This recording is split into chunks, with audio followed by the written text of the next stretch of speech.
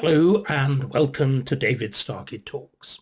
In this coming year of the coronation, I want to give the first of what I hope will be a series of talks on the history of the coronation, which won't, of course, just be looking at its history, but will be considering the implications of that history for the coronation itself. Now, coronation, well, I remember it vividly, the last one, as a child in 1953, watching it on television. The magnificence of the ceremony, the extraordinary language, the mystery of the anointing, the splendor of the abbey, the extraordinary scene. Of course, we saw it in black and white, but when we saw later on images and photographs, the extraordinary color, the great mass of the robes of the peers, the scarlet, and essentially the white figure, white and gold figure of the Queen, solitary, slight woman, vast crown against that. But alongside all that mystery, alongside the consecration, the anointing, the ceremonies which now I think survive only with the English monarchy. Now there's no longer a papal coronation, and there is no longer a King of France who was also anointed with similar splendor. The English monarchy, the English coronation, is unique as a ceremony, as a consecration. But it's also different in another way. The English coronation is strictly a contract between the king and his people in the sight of God. So on the one hand, it's really very much a business transaction between king and people. They actually, the signed articles, as it were, are handed up on the altar. It's also the mystery by which God consecrates the king to his task, the thing that is represented on the coinage by the DG, by the grace of God. So contract and consecration. What I want to do in this talk is to focus very sharply on the business side of the deal, on the question of the contract, the oath. Of course, a quick note here. To begin with, it was actually the coronation which made the king, until the accession of Edward I in the late 13th century. The king dates his reign from the coronation, which in the case of King John, a problem in everything, creates a very great problem for historians, because he was crowned on Ascension Day, which is a movable feast. So the length of all his regnal years varies and is peculiar, and you get oddities like having 2 Easters in 1 year, and so on. Anyway, setting that aside, the consecration then was the element which really made the king. Then I think we get this strange paradox of consecration and contract. Right from the beginning, kings swore an oath. It seems to have been a threefold oath. It's not very well recorded to begin with. It's a threefold oath to respect the laws and customs of their people. That's to say, from the beginning, there's a sense of somehow the king, although he's consecrated by God, although he is in some ways the source of law and justice, is nevertheless under the law. So the king vows to respect the law. Secondly, he vows to do justice in mercy and in truth. And thirdly, he vows to keep peace to the church and to his people in the sight of God. So, the triple oath. This all becomes much more precise in 1308 with the accession of a bad king, King Edward II. There were already very clear problems with Edward in 1308. He was besotted with Piers Gaveston, and it's clear that the peerage, the nobility, the baronage was very doubtful about him. So this reign, this coronation, the coronation also seems to have been delayed. There was clearly conflict over it and so on. And the coronation oath at this point becomes written, it becomes specific, and it acquires an extraordinary extra feature. The language of the oath was taken, the language in which the oath was taken was in Latin and in Norman French. However, the great constitutional historian, Frederick Maitland, does a translation into modern English. And this is the oath as it emerges, with the first sections of the oath being the old triplicate, and then a fourth section which we'll talk about, that reflects the very specific circumstances of 1308. So first, the threefold promise. Will you grant and keep, and by your oath confirm, to the people of England the laws and customs granted to them by the ancient kings of England, your righteous and godly predecessors, and especially the laws, customs and privileges granted to the clergy and people by the glorious King St. Edward, your predecessor. These are the semi-mythical laws of Edward the Confessor, the last Anglo-Saxon king, that become the touchstone that somehow the Norman conquest is not a final rupture with Anglo-Saxon England, that there is a bridge that goes over it. This certainly reflects not the situation so much of the conqueror as the situation of the conqueror's final successor, of King Henry I, who goes out of his way to marry into the old Anglo-Saxon royal house, and to produce a sense of, again, this continuity, this desire to incorporate his Anglo-Saxon subjects back, as it were, into a sense of nationhood after having been a conquered people. We want to use emotive language, an enslaved people. So the first promise then, the laws of King Edward, the laws of Edward the Confessor. Then the second promise, will you keep towards God and Holy Church, and to clergy and people, peace and accord in God entirely after your power. The keeping of God's peace, and the keeping of peace between clergy and people, between church and nobility, church and state, the two sorts of law, the two great bodies of professional opinion under the king, the common lawyers on the one hand, and the church and its canon lawyers on the other, with the profound tensions which run between the two for much of the Middle Ages. And then the third of these traditional promises about good justice, and very beautiful. Will you cause to be done in all your judgments equal and right justice and discretion in mercy and truth according to your power. Justice in truth and mercy. And then the special edition, the edition of 1308. Do you grant to hold and keep the laws and righteous customs which the community of your realm shall have chosen? That future perfect shall have chosen, and will you defend and strengthen them to the honour of God, to the utmost of your power? Gosh, the king is promising to respect laws, if we take this literally, made by others, made by... What does the community of the realm mean at this point? Well, it means the baronage, tradition increasingly enforced as it was in the reign of Edward I, by representatives of the counties and the shire knights, and also of the towns, the burgesses increasingly assuming the form of a parliament. This is a promise to respect the laws made in parliament. Law is no longer, even theoretically, simply the result of the king's will. So that is the promise, the incendiary fourth promise. And that clearly becomes the axis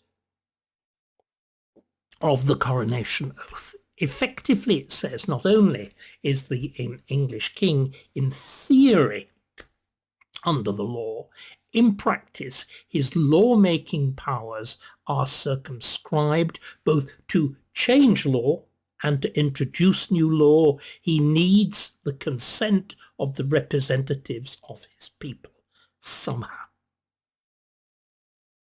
In other words, you have, if we interpret this literally and seriously, as I think we should, you actually have, in 1308, the clear embryo of what King Charles III talked about when he sat before the assembled houses of Parliament, the Lords and the Commons, in the Great Hall at Westminster, which of course existed in 1308, though in a slightly different form, and when that oath was drawn up, when he talked about the fact that he knew he was the heir of a parliamentary monarchy.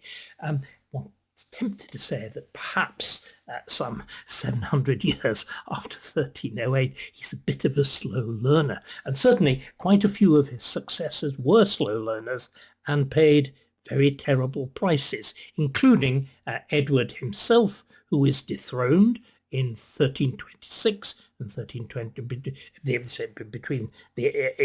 The process takes time. At the end of 1326 to January 1327, he is dethroned and, of course, memorably murdered. And the principal charge against him is breaking the coronation oath. He'd stuck with Gaveston. He'd got other friends and favourites like the Dispensers and so on. And the barons decide he must be got rid of, and they replace him with his son, Edward, who turns out to be a good chap like them and goes off and fights the French and has nothing to do with Nancy boys and generates enormous numbers of stalwart sons. So 1308, this key oath.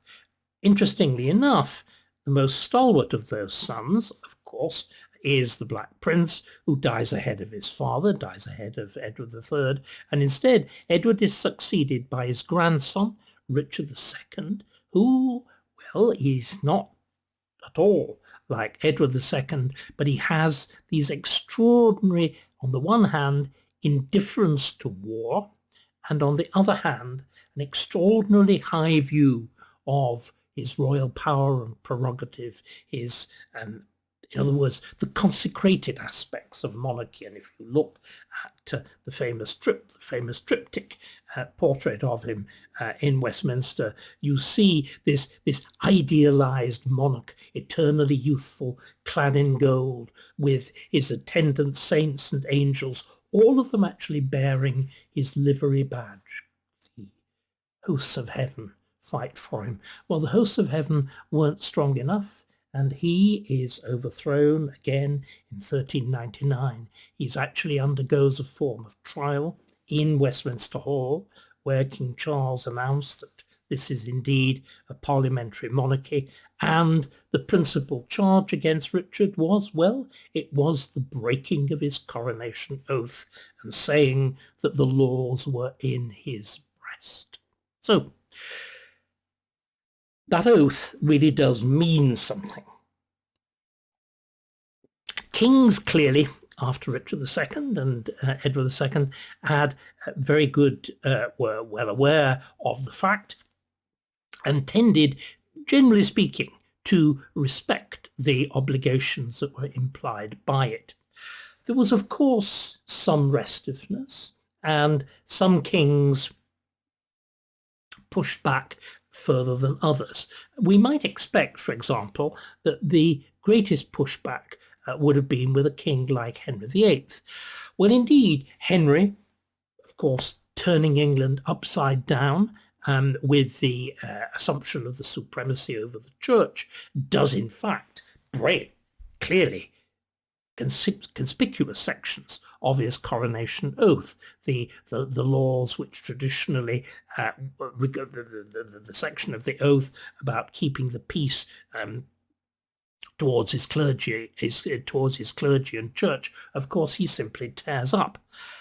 But strikingly, Henry brings about these vast changes carefully, cunningly, and always carrying Parliament with him. He does not defy Parliament. And even when he came, because Henry curiously has a conscience, even when he came to redefine the coronation oath, which he decided to do, I would think in the 1530s, after he's made himself supreme head of the church and so on, he is absolutely aware that he's broken his coronation oath. He is I think it's on several occasions contemplating having a second coronation. I would suspect if for example, Jane Seymour had survived the birth of Edward, she would, of course, have been crowned, and I would suspect the king would have been crowned alongside her again in 1541 when he goes up to York along with Catherine Howard to meet his nephew James V of Scotland. Once again, I think there was a thought that there might have been a second coronation in the north. Anyway, just in case, the king elaborately, in his own inimitable fashion, reworks the coronation oath, clearly adjusting it to the fact that he is now supreme head of the church, that the church is subordinate to him and all the rest of it. But that crucial section, the section that we've talked about just now, and in which, where are we now? That crucial section, that fourth section, he alters it in a rather remarkable way. So it becomes that he shall grant, he's writing it, as it were, not as the question and answer form that it was before, that he shall grant to hold laws and approved customs of the realm and lawful, and not prejudicial to his crown or imperial jurisdiction, to his power, and keep and affirm them. And then he spells it out, not which vaguely the people have chosen or whatever, or shall have chosen, but which the nobles and people have made and chosen with his consent. In other words, the nobles, the lords, one house of parliament, the people, the commons, the other house of parliament, and the king, of course, who's very much the royal assent isn't only the theory, still is. The enacting clause of an Act of Parliament says, be it therefore enacted by the King's most excellent majesty, with the advice and consent of the Lords Spiritual and Temporal and Commons assembled in this Parliament. But then, of course, that implied power of veto was a very real power of veto. Whether the King approved of a piece of legislation or disapproved was absolutely material. So what Henry is doing there, it is remarkable, is spelling out clearly that the law will only, again, he, Henry, the most absolutist, the most I think undoubtedly the most powerful king of England, still saying, we will only change the law in Parliament by parliamentary process. But of course, Henry says that. What he does is to manipulate, to play Parliament, to manage Parliament, to push those powers to an absolute extreme.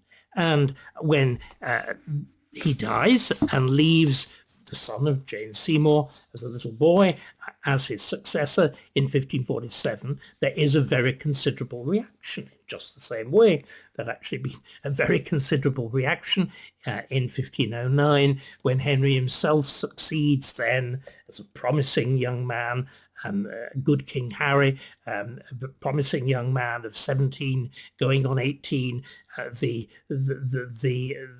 summer prince as opposed to the winter king of his father. And similarly, in 1507, the places are reversed. Henry is, though nobody quite says it, is clearly felt to have been bordering on the margins of tyranny, correctly. And there's a conscious, very, very conscious attempt in Parliament, a very conscious attempt by the new regime, the regime which is set up sort of under the terms of his will, though stretching them emphatically in one direction, and the regime under Edward's uncle, Edward Seymour, the elder brother of his mother, the late Jane Seymour, as Lord Protector and with a council under him. And the way that works out is twofold. There is, again, a very extensive, in fact, an entire rewriting of the coronation service, the most radical rewriting of it in its history, very much to reflect the new approaches to religion, because the person doing the writing very largely is almost certainly Thomas Cranmer, the reforming Archbishop of Canterbury, the man who had managed the ecclesiastical side of Henry's divorce and pushed for the increasing, though never fully developed under Henry himself, Protestantization of the church. And the coronation service is written to remove many of its superstitious features. And of course, the section of the oath, which I've been referring to in detail, removes every sense of the church as an independent institution, of the clergy as a separate body that need to be protected by the king and so on. All of that goes. What survives, however, is that clause, that fourth clause, and it's very, very interestingly revised. How does it go? Remember, if we cast our mind back to 1308, the king promises then very clearly to respect future laws which the community of the realm shall have chosen. In Latin, quas vulgus elegerit, shall have chosen. It's a future. Cranmer, with his extraordinary gift for clarity of language, renders that, and not only renders it, but renders it more precisely and more specifically in terms of contemporary institutions as follows. Bearing in mind what Henry had said in his own emendation of the coronation oath about lords and people and the king's consent, in other words, the implicit recognition of Parliament. Here it goes. Do you grant to make no new laws, in other words, the future, but such as shall be to the honour and glory of God and to the good of the Commonwealth? This new idea of the state having a kind of community of interest above and beyond that of the king, or certainly beyond that of the king, alongside that of the king, and that the same shall be made by the consent of your people, as hath been accustomed. Now, there's been a lot, I think, of misconstruction of this. It's been suggested that the reference to by the consent of your people, in a sense, is devaluing the process of Parliament, that this is part of a new ratification of Henrician absolutism and whatever, that after all, the original draft of the original wording of 1308 says that that you will agree to the laws chosen by your people. So it's the king who does the consent to them. I think that this emphasis on the so-called absolutism of 1547 is mistaken, and I think it's badly mistaken. It goes back to the remarkable account of the English coronation by the German scholar Percy Schramm, which is wonderful and exhaustive, but it's very, very narrow in focus.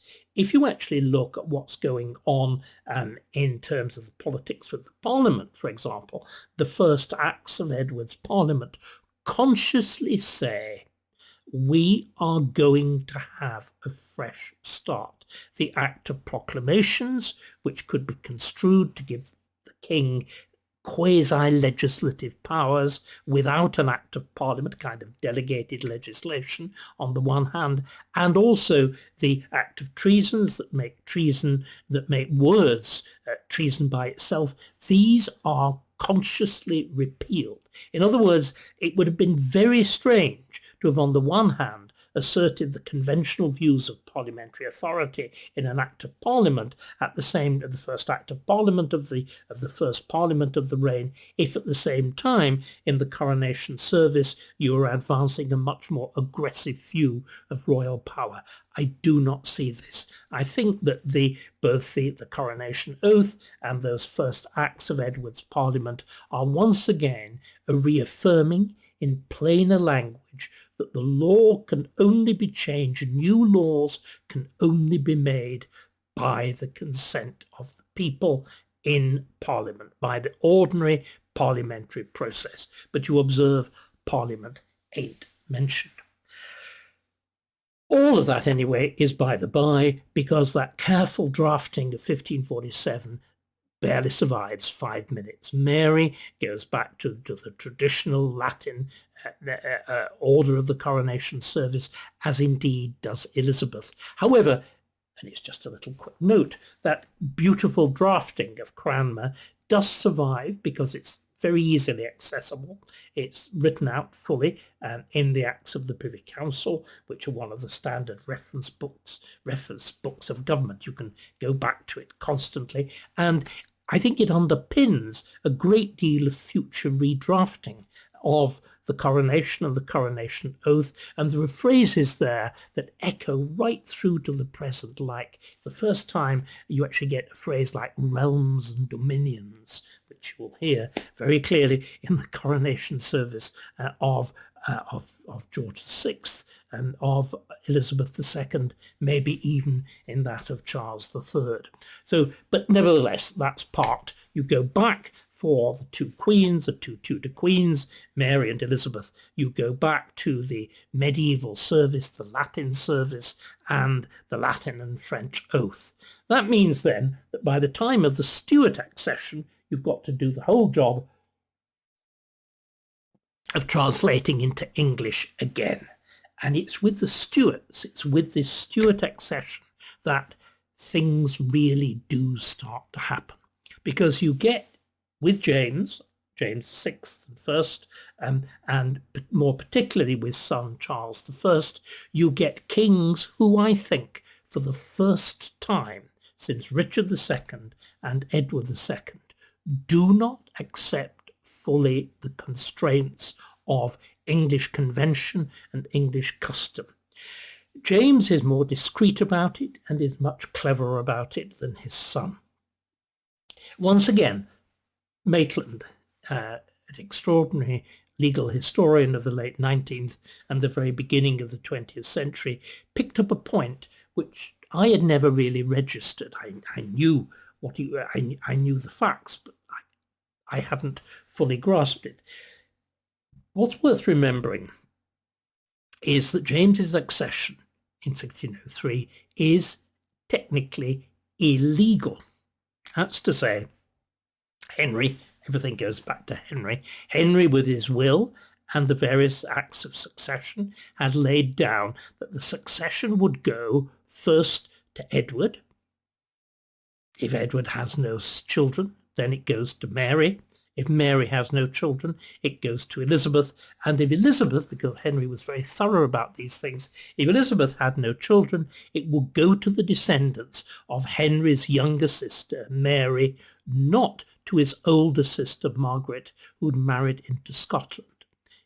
Elizabeth deeply disapproves of that. She detests the descent of Mary's descent through the Grey family. That's poor Lady Jane Grey and other sisters who were around. She disapproves of them. She is determined that the Grey family shall not succeed her.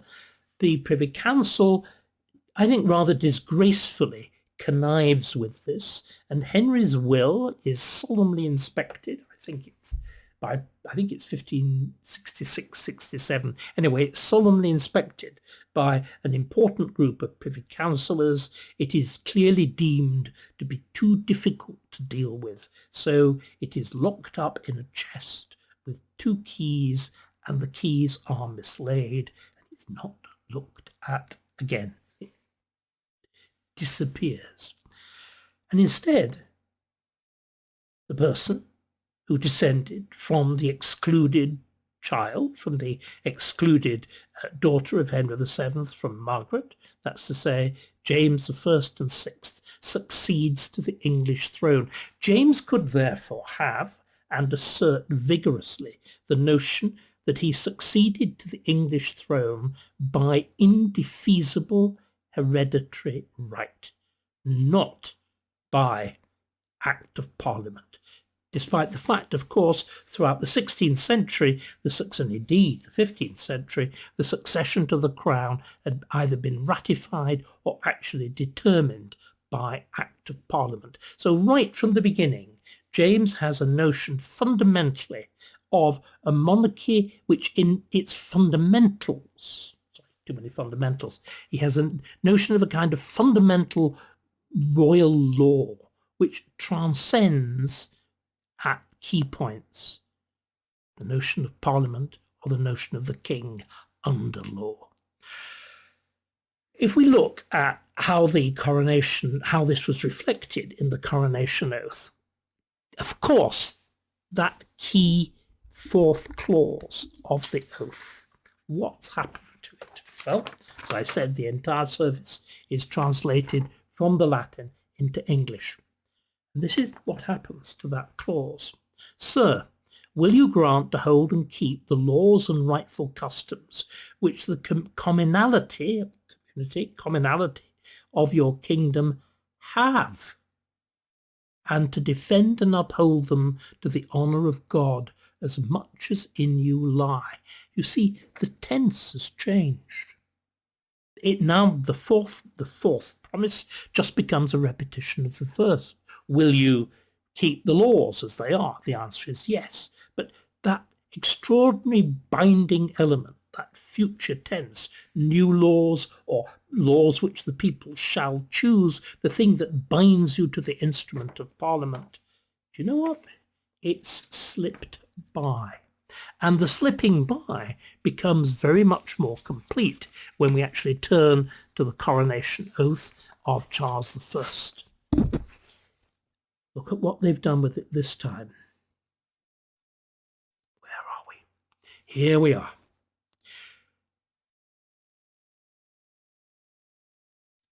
Will you grant, once again, let's just get that right, sorry, my apologies. The fourth section remains exactly the same with the coronation of Charles I. Will you grant and hold and keep the laws and rightful customs which the commonalty of this your kingdom have, and will you defend, have, just the present, and will you defend and uphold them to the honour of God so much as in you lieth? However, in other words, apparently no difference between Charles and James. However, if we go back to that first promise, the first promise to uphold the laws, we see a very extraordinary phrase had crept in. These are the laws of Edward the Confessor, whatever. A new phrase has crept in.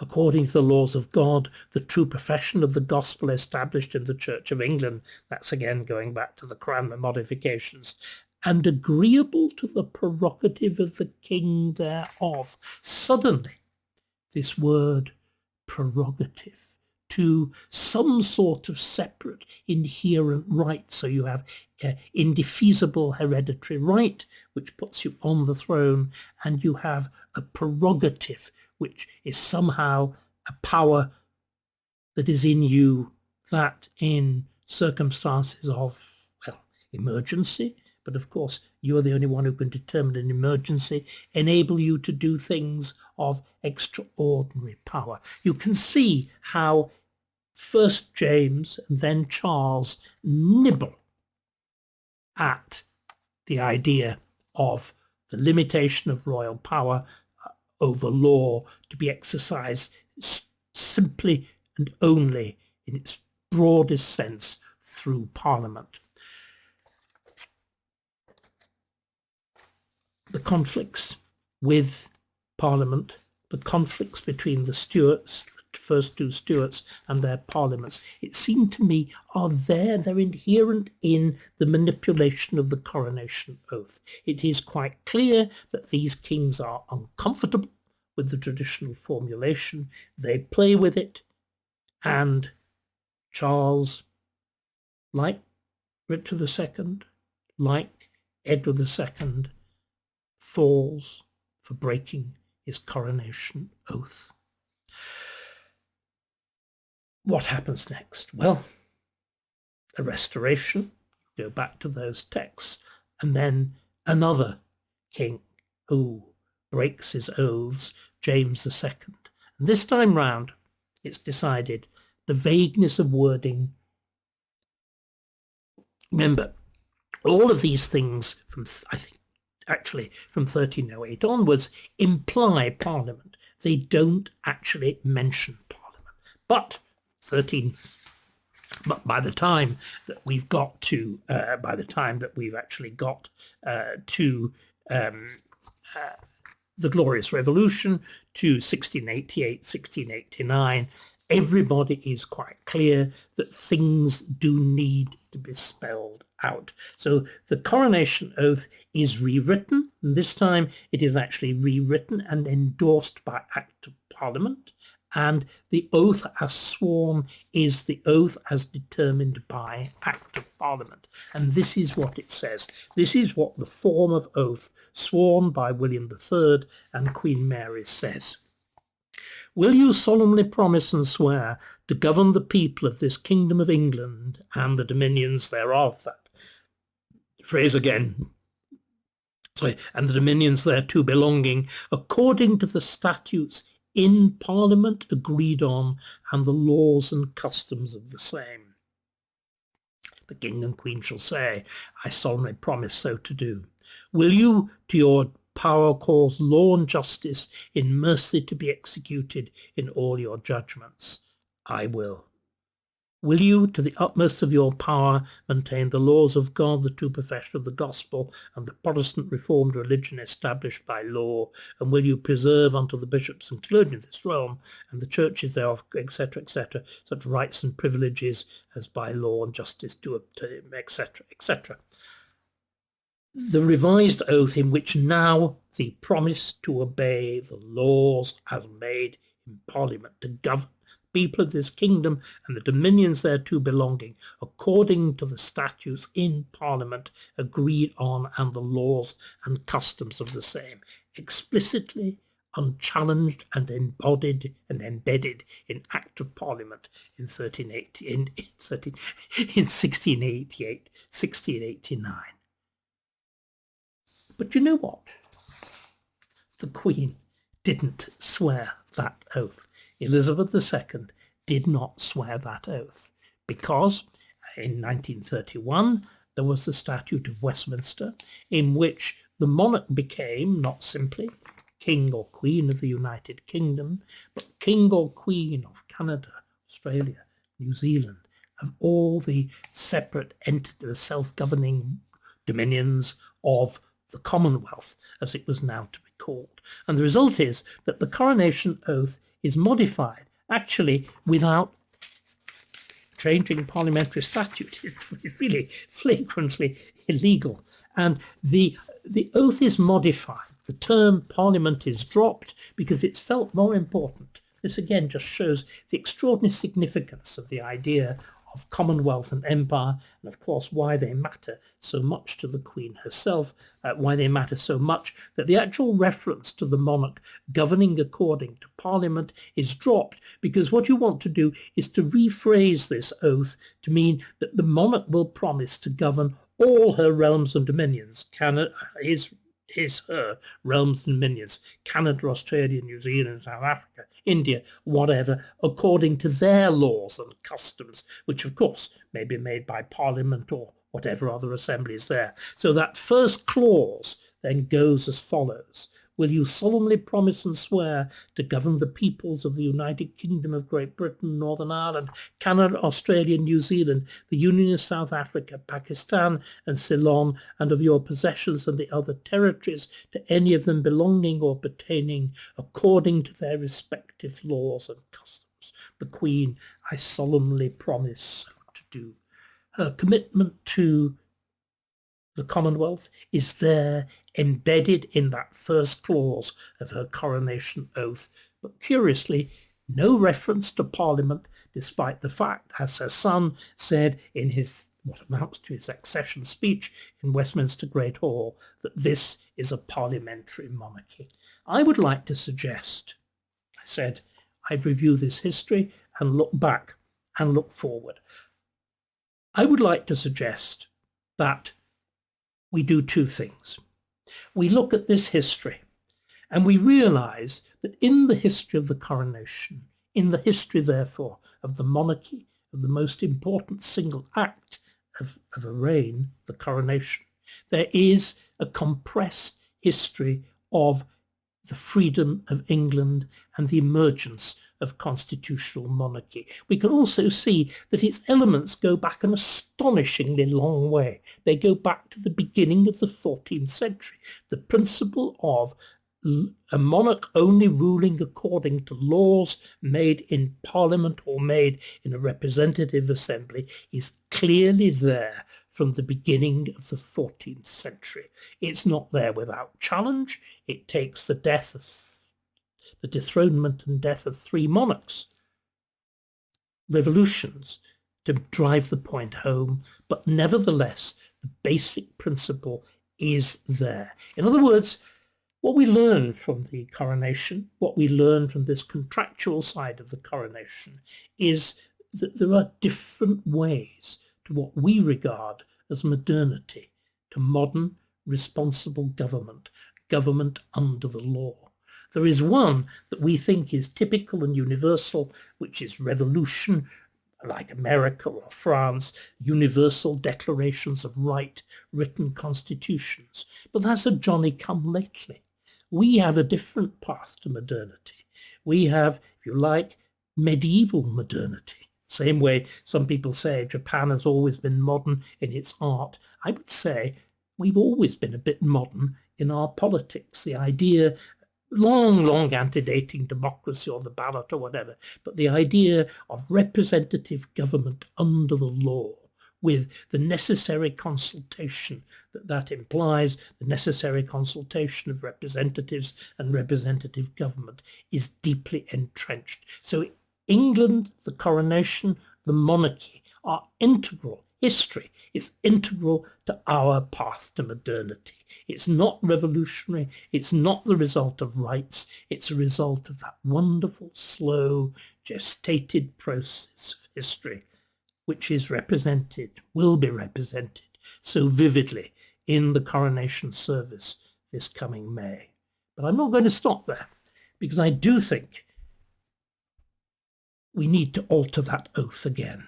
I think we need to alter the oath back to something much more like 1689, which of course represents Parliament. The important thing now about the monarchy is not that it represents Canada, Australia, New Zealand. It's all very nice, but that's for them finally to decide. The important thing is the United Kingdom, the Parliament of the United Kingdom, the notion of a sovereign representative assembly, which incorporates the king, indeed the king as its head.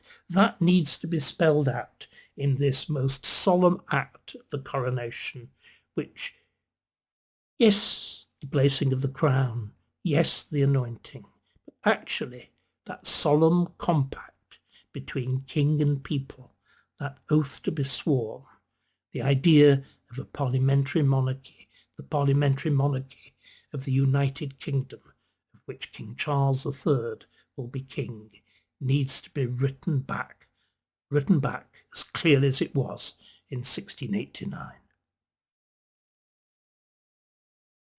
Hello, and thank you for watching David Starkey Talks. If, as I very much hope, you're enjoying them, why not become more actively involved and join my members club? As a member, you'll be able to take part in the members-only weekly question and answer session, suggest topics for forthcoming videos, and have priority booking for my forthcoming live events. And while you're at it, why not have a look at the store page on my website, davidstarkey.com. There you can purchase t-shirts and other merchandise, buy signed copies of my books, and, if you're feeling brave and a bit flush, even arrange to take me out to lunch. Thank you once again for watching. I look forward to hearing from you and to welcoming you to my members club.